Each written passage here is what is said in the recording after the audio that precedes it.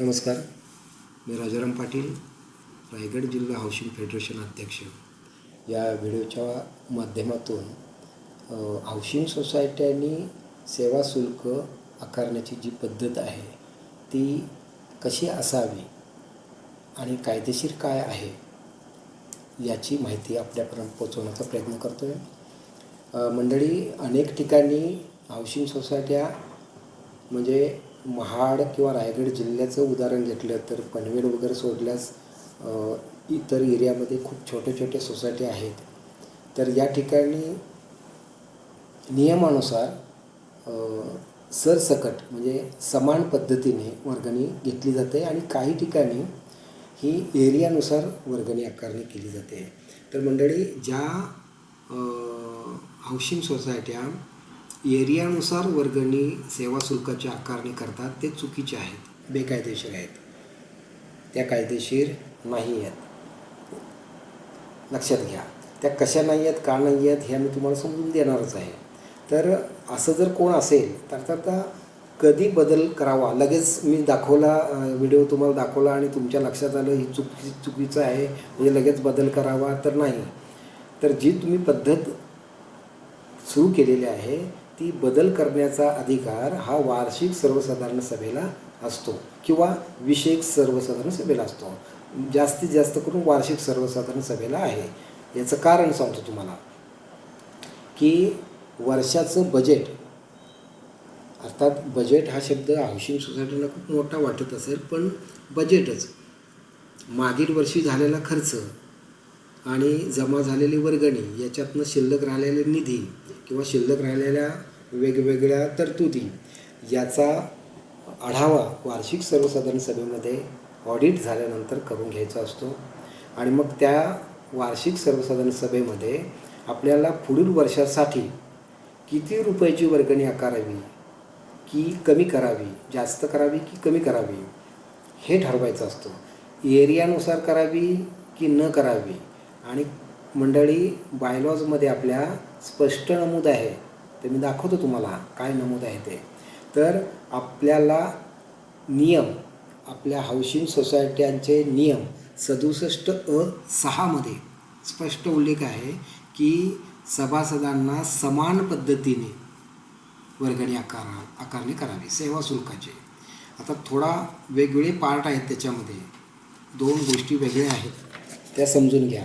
सेवा शुल्क हे वेगळं आहे. आता सेवा शुल्कमध्ये काय काय येतं की समजा पगार आहे, कामगार पगार आहे, कोणी नोकर कोणी ठेवला असेल हाऊसिंग सोसायटीने तो आहे, वॉचमन आहेत किंवा लाईट बिल आहे, साफसफाई मजुरी आहे, स्वच्छता म्हणजे ड्रेनेज तर आहेच आहे. ह्या सगळ्या गोष्टी आहेत त्या आपण सेवा देतो आहे. तर त्या सर्व्हिसेस ज्या आहेत याच्यासाठी तुम्ही समान पद्धतीने वर्गणी आकारणी करायची आहे, एक बाब आहे. दुसरा भाग असा आहे, आपल्या बायलॉजमध्ये लिहिलेलं आहे, मी तुम्हाला दाखवतो आहे.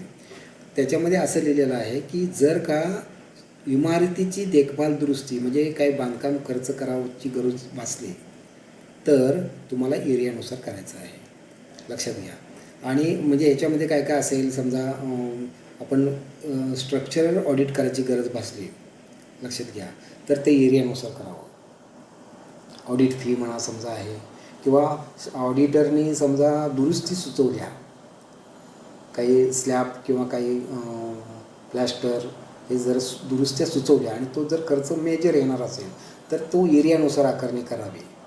हे त्या बायलॉजमध्ये आपल्या लिहिलेलं आहे. काय खर्च आपल्याला समजा कलर रंगकाम करायचं, आपल्याला कलर काढायचा आहे, इमारतीला कलर द्यायचा आहे, तर तो कशा पद्धतीने, आता काही ठिकाणी मी पाहतो आहे काही ठिकाणी सरसकट आकारणी केली जाते आणि सभासदांना ती मान्य होते. कसं होतं मंडळी की आपण ज्या सोसायटीमध्ये राहतो त्या सोसायटीच्या कमिटीने काही समजा निर्णय घेतले, वर्गणी आकारणी करण्याचे निर्णय कमिटी घेऊ शकत नाही, नीट आहे का, लक्षात घ्या.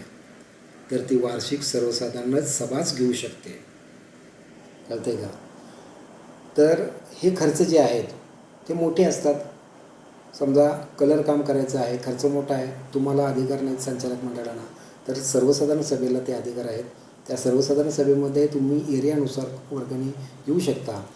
काही ठिकाणी सरसकट घेतली जाते म्हणजे कलर कामाचे सुद्धा. कसं असतं, सभासद आपलाच असतो, आपल्या सोसायटीमध्ये राहणार असतो. 100-200 रुपये कमी जास्तचा विचार न करता आपल्याच सोसायटीचं काम आहे म्हणून तो सहज जी तुम्ही वर्गणी आकाराल ती देण्यास तयार होतो. त्याही ठिकाणी काही ठिकाणी एरियानुसार सेवा शुल्काची आकारणी होते. त्याही ठिकाणी काही सभासद तक्रार करत नाहीत, कारण सोसायटी आपली असते. पण काही वेळाला काय होतं की इन्व्हेस्ट केलेले आहे किंवा फ्लॅट भविष्यात उपयोगी आहे म्हणून काही लोक सभासद फ्लॅट घेतात मुंबई, पुणे किंवा अशा मोठ्या सिटीमध्ये, किंवा ज्यांना कुठं व्यवसायासाठी सुटेबल आहे त्या ठिकाणी, आणि मग त्या ठिकाणी राहण्यासाठी जात पण नाहीत आणि वर्गणी रेट हे एरियानुसार जास्त येतात. त्यावेळी लोक काही सभासद काही तक्रारी करतात आणि त्या केलेल्या तक्रारी सभासदांच्या कोर्टाने मान्य पण केलेल्या आहेत. मंडळी, महाराष्ट्रामध्ये असे काही प्रकार घडलेले आहेत की सभासदांनी केलेल्या तक्रारीनुसार एरियानुसार जर सेवा शुल्क असेल तर ते सभासदांच्या फेवरमध्ये निर्णय झालेले आहेत आणि ते माफ झालेले आहेत वर्गणी. लक्षात घ्या, म्हणजे त्याचा बदल करणं गरजेचं आहे. ठीक आहे, काही डिसिजन आपल्याला माहिती नसल्यामुळे चुकीचे घेतलेले असतील आणि त्या पद्धतीची वर्गणी आकारणी सुरुवात असेल तर ते बदल करू शकतो आपण. बरोबर आहे ना. बदल करण्याचे अधिकार तुम्हाला सांगितल्याप्रमाणे वार्षिक सर्वसाधारण सभेला आहेत. वार्षिक सर्वसाधारण सभा आता मार्च ऑडिट झाल्यानंतर तुम्ही कधीही घेऊ शकता, 30 सप्टेंबरपूर्वी घेऊ शकता. आणि त्या सभेमध्ये स्पष्ट लिहायचं आहे विषय की मासिक सेवा शुल्क आकारणी, किंवा तुम्ही जर काय मासिक असेल, त्रैमासिक असेल, काही सोसायट्या वार्षिक घेतात, जे काय असेल ते जे तुमच्या बजेटनुसार जे खर्चाचं बजेट काढल्यानंतर जे संचालक मंडळाला वाटेल ते वार्षिक सर्वसाधारण सभेत मांडू शकतो. तर सेवा शुल्क आकारणी मंडळी, नमस्कार मंडळी, हे बघा, हे आपलं हाऊसिंग सोसायट्यांचं उपविधी कायद्याचं पुस्तक आहे. या पुस्तकामध्ये हा बघा, हे जे आहे ना नियम 67 बघा, हा नियम 67, या नियम 67मध्ये स्पष्ट उल्लेख आहेत की तुम्ही कशासाठी कोणत्या कारणासाठी तुम्ही वर्गणी आकारणी कशा पद्धतीची करू शकता. लक्षात घ्या. हा 6 नंबर बघा, सेवा शुल्क सदैनिकांच्या संस्थेला समानतेने विभागून. म्हणजे काय, समानतेने विभागून जे तुमचे खर्च आहेत सेवा शुल्कचे ते सर्वांना समानतेने द्यावेत. अर्थात हे सगळं लक्षात आलं का. हे पान नंबर 35वरती आहेत. काही उपविधी नवीन असतील, वेगळे असतील, त्या पान नंबर बदलू शकतो. आणि या ठिकाणी बघा, हे 3 नंबर जे आहे ना, या 3 नंबरमध्ये बघा, संस्थेच्या इमारतीच्या देखभालीचा व दुरुस्तीचा खर्च हा टक्केवारीमध्ये दिलेला आहे. कुठल्या टक्केवारीमध्ये, नीट वाचा, लक्षात घ्या, नीट वाचा, म्हणजे समजून घ्या.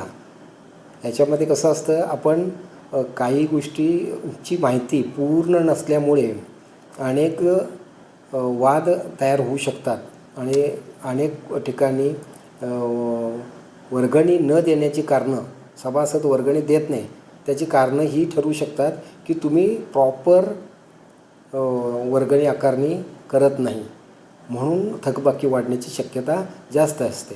त्यामुळे कृपया ह्या गोष्टीचं लक्ष द्या. हे बघा, हे लिफ्टचं जे आहे बघा, लिफ्ट नाही का, ज्या बिल्डिंगमध्ये लिफ्ट उपलब्ध करून देण्यात आली आहे त्या बिल्डिंगमधील सर्व सदस्यांना, सर्व सारख्या सभासदांना प्रमाणात मग ते लिफ्टचा वापर करोत अगर नको.